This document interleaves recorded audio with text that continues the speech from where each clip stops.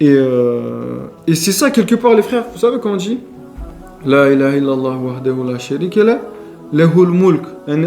Tout ce qui nous entoure, les frères, il faut qu'on ait conscience que lahul mulk, à lui appartient la royauté. Tout ce qui nous entoure, ça appartient à Allah Ta'ala. Ça veut dire, toutes les choses qui nous entourent, ils ont un propriétaire. Un propriétaire qui gère ces affaires-là. Si vous partez, pour que ce soit plus clair, je vulgarise les choses. Mais si vous partez, exemple, à Lidl, vous partez faire les courses. Vous voyez, il y a un passant, un client, il fait tomber une bouteille. La bouteille, elle est cassée. Et la bouteille, elle est cassée, une bouteille en verre. Et le liquide, il s'est renversé partout. La boisson, elle s'est renversée partout. Est-ce que vous allez dire, ok, vite, il faut que je prenne un sopalin, je prenne un balai et je commence à nettoyer tout ça? Vous allez dire non. Ce magasin, il a un gérant, il a un propriétaire. Il gère tout ce qui a, toutes ces affaires. Bah, imaginez-vous les frères qu'en réalité la création, elle a un chef, elle a un gérant. Allah Ta'ala, Allah Tout-Puissant, il gère sa création. Toute sa création, Allah il est garant de leur subsistance. Toute sa création, c'est Allah qui dirige, qui fait les choses. Une fois que tu as compris cela, dans certaines choses qui vont t'entourer de la vie de tous les jours, dans tes épreuves, même vis-à-vis de toi-même, dis-toi que tu n'as pas à t'inquiéter parce que c'est Allah qui gère les choses, qui fait les choses. Dites-vous, on est tellement faible que même notre respiration, Allah, il ne nous l'a pas laissé entre nos mains. C'est Allah qui nous fait respirer. Inconsciemment, nous on respire. Qui peut s'arrêter de respirer? Personne. Inconsciemment, on inspire, on expire, on inspire, on expire. Nos organes, on n'est pas en train de les gérer. Entre guillemets, ils s'auto-gèrent. C'est qui gère? C'est Allah Ta'ala qui gère, les frères. Allah Ta'ala, il gère sa création. Il est le gérant de sa création. Et nos organes, ils fonctionnent. Si les organes ils étaient laissés entre nos mains, je pense qu'on n'aurait même pas pu s'auto-subvenir à nos besoins. Mais justement, nos organes, le foie, il fait son rôle. Le rein, il fait son rôle. Les poumons, ils font leur rôle. Etc., etc. Sans même que nous, on puisse faire quelque chose. Quelque part, Allah, il dit, regarde, tout ça, c'est à moi.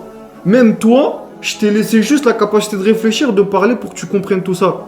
Mais, même toi, c'est moi, je te gère. Subhanallah. Le compagnon Abu Bakr, il dit, lorsque nous étions dans la grotte, je regardais les pieds des polythéistes. Vous vous rappelez quand ils ont essayé de chasser le prophète et que le prophète, ils ont cherché refuge avec Abu Bakr dans une grotte. Ils ont cherché refuge dans cette grotte-là. Abu Bakr, il disait au prophète sallam, Ya Rasulallah, s'ils se baissent un petit peu, ils vont nous voir à l'intérieur. Ils vont nous voir. Comment est-ce qu'on va faire? Les Mécois et les Mouchriques, ils étaient aux portes de la grotte où il y avait le prophète et Abu Bakr. S'ils se baissaient un tout petit peu, ils allaient les voir et ils allaient les attraper.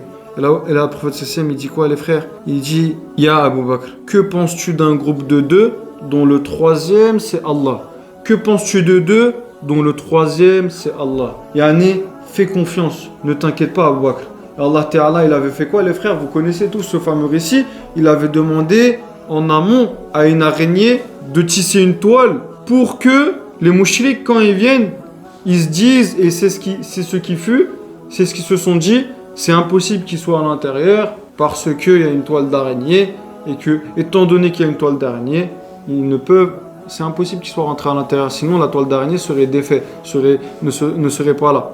Et pareil, il y avait aussi un nid d'oiseau qui les a incités à penser qu'ils n'étaient pas là parce que sinon, l'oiseau il serait pas là, il se serait envolé ou dans le sens, il n'y aurait pas eu cela.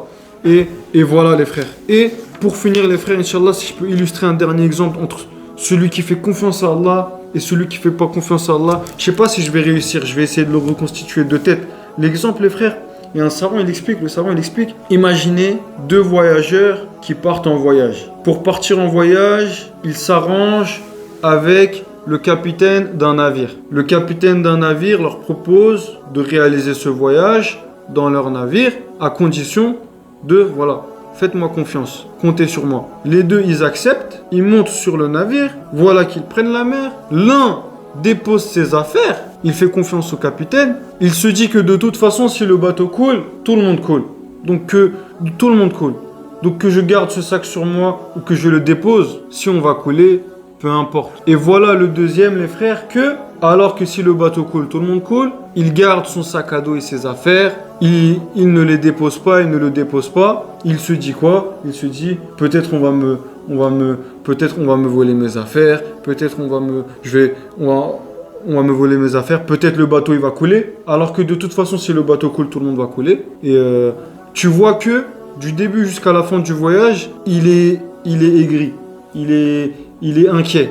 il fait pas confiance. Alors qu'en réalité, il n'y a aucune raison de ne pas faire confiance. Parce que de toute façon, si le bateau coule, tout le monde coule. Et toutes ces affaires couleront aussi. Et voilà l'exemple entre celui qui fait confiance et pas confiance. Et dans l'histoire, le capitaine, il va se dire quoi? Il va se dire, regarde, lui, il me fait pas confiance. Il me fait pas confiance, il pose pas ses affaires. Alors que c'est moi qui gère l'escale. C'est moi qui gère le voyage, c'est moi qui gère le bateau. C'est moi le capitaine. Et voilà qui me fait pas confiance. Bah, l'exemple du croyant qui fait confiance et pas confiance, c'est ça. Les frères, dans la vie, c'est Allah qui gère tout. Et quand tu sais que c'est Allah qui gère, dépose tes affaires. Fais confiance. C'est lui le chef, c'est lui le maître. Et c'est lui qui guide, qui gère les choses. Et si toi tu fais pas cela, Allah Ta'ala, bien sûr, il est exonéré de toute imperfection. Mais tu vas lui montrer que tu lui fais pas confiance. Et ça, c'est pas bon. Allah, il veut que tu lui fasses confiance. Fais confiance à Allah et tu verras que, comme on a dit les frères, Man yatawakkal ala Allahi fahuwa hasbuh. Qui place sa confiance en Allah, Allah lui suffit. Subhanaka la ilma lana illa ma 'allamtana innaka antal alimul hakim. Wa akhiru da'wana anil hamdulillahi rabbil alamin.